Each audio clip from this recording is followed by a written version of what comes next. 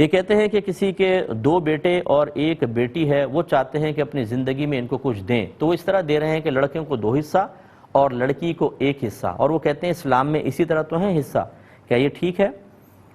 دیکھیں وراثت میں تو ایسا ہی ہے، اگر یہ ابھی فوت ہو جاتے ہیں ان کے والد، مثال کے طور پر ان کا جب مال تقسیم ہوگا تو لڑکوں کو 2 حصے ملیں گے، لڑکی کو نصف یعنی 1 حصہ ملے گا۔ یہ مرنے کے بعد کے معاملات ہیں۔ زندگی میں جو ماں باپ اپنی اولاد کو کچھ دیتے ہیں، اس میں 2 قول ہیں،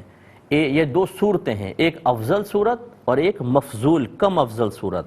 افضل صورت یہ ہے کہ زندگی میں جب آپ کچھ دیتے ہیں تو اس میں لڑکا لڑکی برابر ہوتے ہیں، اگر 1 حصہ لڑکے کا 1 حصہ بیٹی کا، پورا برابر برابر، 1 کروڑ اس کو تو 1 کروڑ اس کو، یہ افضل صورت ہے۔ اور اس کی ادنا صورت، کم ثواب والی صورت وہی ہے جو والدین کہہ رہے ہیں کہ جو وراثت کا معاملہ ہے کہ لڑکے کو 2 حصے اور لڑکی کو 1 حصہ۔ تو خلاصہ کلام یہ ہے کہ اگر فضیلت حاصل کرنا چاہتے ہیں تو برابر برابر حصہ دیں، اور اگر آپ فضیلت نہیں چاہتے، آپ کہتے ہیں بس ٹھیک ہے کچھ دیتے ہیں، تو پھر لڑکے کو 2 لڑکی کو 1 بھی دیں گے تو صحیح ہوگا۔ ایک کسی نے پوچھا کہ کولر میں برف ڈالی گئی تھی، پانی ٹھنڈا ہو رہا تھا، کسی نے ہاتھ ڈال کر اس برف کو نکالا، تو اب یہ جو کولر کا پانی ہے کیا یہ مکروہ ہو گیا اور اس کو پی سکتے ہیں کہ نہیں؟ دیکھیں میرا غالب گمان ہے کہ ہاتھ دھو کے ہی ڈالا ہوگا، گندا ہاتھ تو کوئی بھی نہیں ڈالتا، اگر تو ہاتھ دھو کر پھر ڈالا تو پھر یہ پانی مستعمل نہیں ہوگا اور یہ پینا بالکل صحیح ہے۔ لیکن فرض کر لیں کہ ہاتھ دھویا نہیں تھا اور آدمی بے وضو بھی تھا یا اس پہ غسل جنابت طاری تھا اور اس نے ہاتھ ڈالا، تو جیسے ہی ہاتھ ڈالے گا یہ ہاتھ پانی سے متصل ہوگا، پورا پانی مستعمل ہو جائے گا۔ مستعمل کا مطلب ناپاک نہیں ہوتا، مستعمل کا مطلب یہ ہوتا ہے کہ اب یہ پانی نہ وضو کے قابل رہا نہ غسل کے قابل رہا، آپ اس سے کپڑے دھو سکتے ہیں، برتن دھو سکتے ہیں۔ ہاں ایسے پانی کو پینا مکروہ تنزیہی ہوتا ہے۔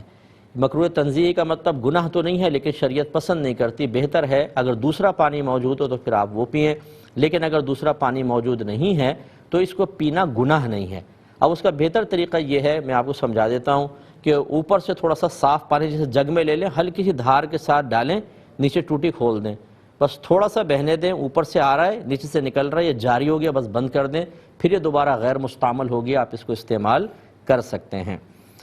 یہ اب ایک کسی نے کہا، یہ پوسٹ کسی نے ہمیں یوں بھیجی کہ اس میں لکھا یہ تھا کہ اللہ کو علم تھا کہ دنیا میں ساس اور بہو کا جھگڑا ہوگا، نند بھابھی کا بھی ہوگا،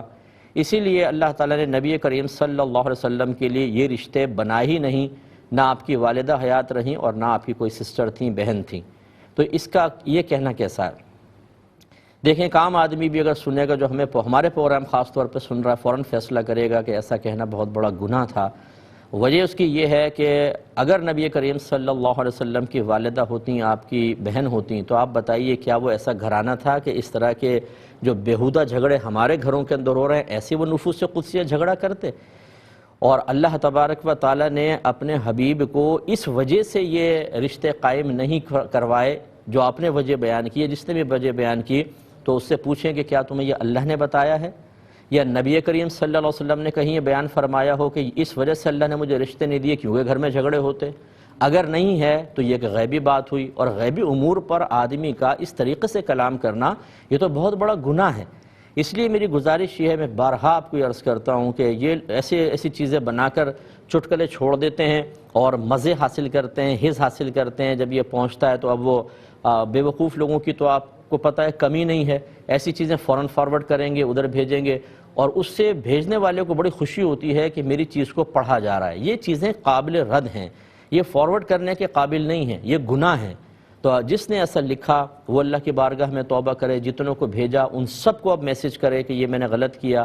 یا آپ کے پاس پہنچا آپ نے آگے فارورڈ کر دیا تو جتنوں کو آپ نے بھیجا آپ ان کو منع کریں، ورنہ یہ بہت بڑا گناہ جاریہ ہے۔ اللہ تبارک و تعالیٰ نے نبی کریم صلی اللہ علیہ وسلم کو بہت سارے ایسے رشتے بھی دیے جو بظاہر رشتے آپس میں ٹکراؤ عام لوگوں کے ہوتے ہیں، جیسے ایک سے زیادہ زوجہ رکھنا یا سوکنے آپس میں لڑتی نہیں ہیں۔ نبی کریم صلی اللہ علیہ وسلم کی تو 9 اور ایک روایت کے مطابق 11 ازواج ہیں، تو کیا ایسا ہوا؟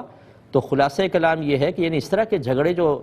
وحشیانہ جھگڑے ہمارے گھروں میں ہو رہے ہیں ایسا کچھ بھی نہیں، وہ تو نفوس قدسیہ تھے، پاکیزہ نفوس تھے، لہذا ان کے بارے میں اس طرح کی بدگمانی کرنا اور پھر اللہ تبارک و تعالیٰ پر ایک وہ حکم لگانا کہ جس کی کوئی حقیقت نہ ہو، یہ سب دین سے دوری، بہت بڑی بے خوفی، اللہ کے عذاب سے بے خوفی اور اللہ کے غضب میں مبتلا ہونے کی علامت ہے، اس سے توبہ کر